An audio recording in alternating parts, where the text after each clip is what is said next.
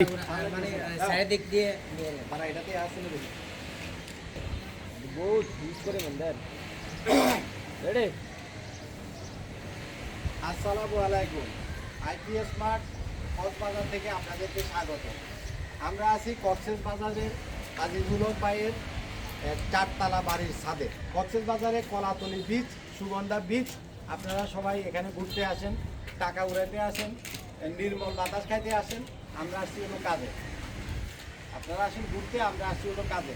আমাদের বাইকটা এতে অমায়িক মানুষ, সাথে আজকে 3 দিন এখানে পাহাড়ের মশার কামড় খাইয়া কষ্ট করিয়া এই স্ট্রাকচার দাঁড় করাইছে। আর আমাদের এই ইঞ্জিনিয়ার রবিউল সাহেব পোলাটা রোদ্রেজিতে কাজ করতে করতে অলরেডি কালা হয়ে গেছে। হ্যাঁ, একদম কালা হয়ে গেছে পোলাটা রোদ্রেজিতে কাজ করতে করতে। তো আমরা আজকে এখানে আমাদের 6 কিলোওয়াটের আমাদের সেট আপটা কাজ এখনো চলতেছে। আমরা আরও 2 দিন কক্সবাজারে থাকবো। এখানে বাইরের এই চারতলা যে হাউস, এখানকার যত যা কিছু আছে, light, fan, TV, fridge, air condition with একটা সাবমার্সিবল পানির পাম্প আছে। এই সাবমার্সিবল পানির তুমি এদিকে চলে আসো। এই সাবমার্সিবল পানির পাম্প সহ এই হাইব্রিডের সোলার থেকে চলবে। ভিডিওতে আসবেন। আচ্ছা, এবার আরেকটা মজার কথা বলি, আমার আরেক ভাই আসছে আমার সাথে দেখা করতে, মনে হয় অফিসে ফোন দিয়েছিল, বলছে কক্সবাজার করবে না। তো যেহেতু আর কষ্ট করে টাকা দেওয়া লাগে না, আমি সাধারণত সাইটে গেলে লোকেশনটা বলি না, তো বললে অনেক মানুষ আসে আমার সাথে কথা বলার জন্য। তো ভাইও কোন জায়গা থেকে আসছেন? গোলদিঘির পার থেকে। গোলদিঘির পার। উনি কক্সবাজারে গোলদিঘির পারে বাসা। তো আমার সাথে কথা বলতে আসছেন, দেখা করতে আসছেন। আসলে মানুষের আন্তরিকতা মুগ্ধ করার মতো। এমনিতে কক্সবাজারের মানুষ, চট্টগ্রামের মানুষ মানে খুবই মিশুক এবং খুবই আন্তরিক এবং খুবই আপ্যায়ন প্রবণ। তো ভাইয়েরও মেবি একটা সেট আপ লাগবে। তো আমি ভিডিওটা শেষ করে ভাইয়ের সাথে কথা বলবো। এখানে আমি একটা মেসেজ আপনাদেরকে দিই, সেটা হচ্ছে আপনারা ফোনে আমার সবচেয়ে বেশি যে জিনিসটা জিজ্ঞাসা করেন, কপিল ভাই সোলার প্যানেল কোনটা নিব। সোলার প্যানেল আপনি যেটাই নেন, এন টাইপেরটা নেবেন। এখানে দিচ্ছি টেক ওয়াইজের সোলার প্যানেল। এটা আমার 6 নাম্বার সেট আপ। গ্রো ওয়াটের 6 কিলোওয়াটের 6টা সেট আপই আমি এন টাইপে সেল দিয়ে করছি। আরও 9টা ধরা আছে। টোটাল হলো 9 6 15টা। এক সিরিয়ালে কাজ চলবে।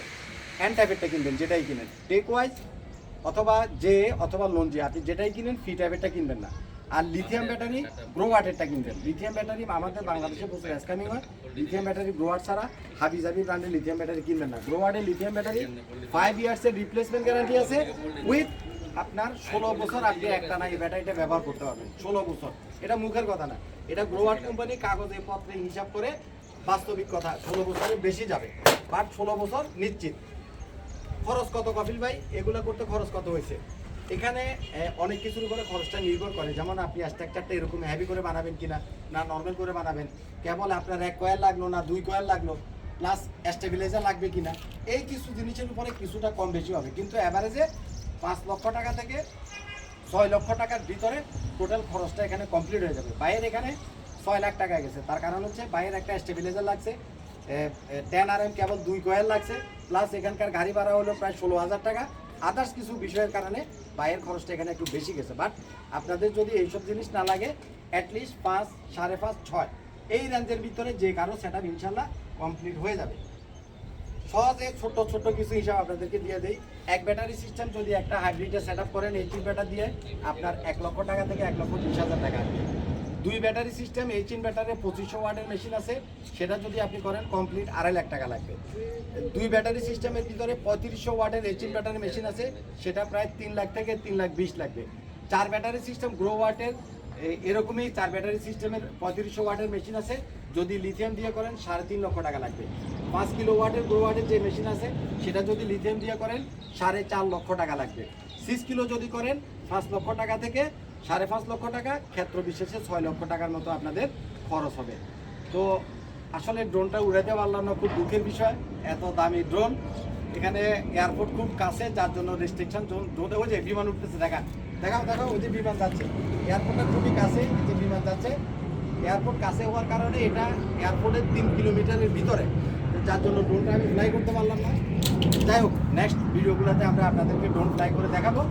এটা কিন্তু কক্সবাজারের একদম বিচের পিছনের একটা অংশ। উত্তর দিকে আপনারা যে হোটেলগুলো দেখেন, তার পিছনে এত বড় যে একটা আবাসিক এলাকা আছে, এবং এটা পুরোটাই পাহাড়, বড় বড় পাহাড়, ছোট পাহাড় না, পাহাড়ি একটা এলাকা।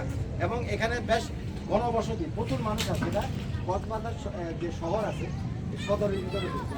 আমি এতবার কক্সবাজারে আছি, এখানে যে এত সুন্দর ঘনবসতি আছে, সুন্দর পাহাড় আছে, আমি নিজেই জানতাম না। আর পাহাড় দেখতাম যাইয়া হলো মেরিন ড্রাইভের ভিতরে, আগে পাহাড় দেখতাম মেরিন ড্রাইভের ওগুলো, এখানে যে পাহাড় আছে জানতাম না। এবং বড় পাহাড় এগুলো, আলহামদুলিল্লাহ খুব প্রাকৃতিক একটা পরিবেশ, ন্যাচারাল একটা পরিবেশ। তো এই সেট পরে আমাদের সেকেন্ড দুইটা সেট হবে মহেশখালীতে। মহেশখালীতে আমাদের এক দিদি, আপনারা এর আগেও তার অনেকগুলো ভিডিও দেখছেন, আইসক্রিম ব্যবসায়ী, তারগুলো একটা সেট এবং তার বাইরের হলো 6 কিলো সেট, দিদির হলো 5 কিলো সেট, দিদির বাইরের হলো 6 কিলো সেট। এটা করে মহেশখালীর এই দুইটা সেট করবো। এরপরে ঢাকা চলে যাব উত্তর দিকে, ঢাকার উত্তর দিকে প্রায় 8-9টা সেট টাকা দিয়ে রাখছে, আমি সময়ের অভাবে দিতে পারতেছি না, অলরেডি কাস্টমার খুব রাগ হয়ে গেছে। তো রাগ হবেন না, কারণ আমি কাজটা কোয়ালিটি ফুল করে করি।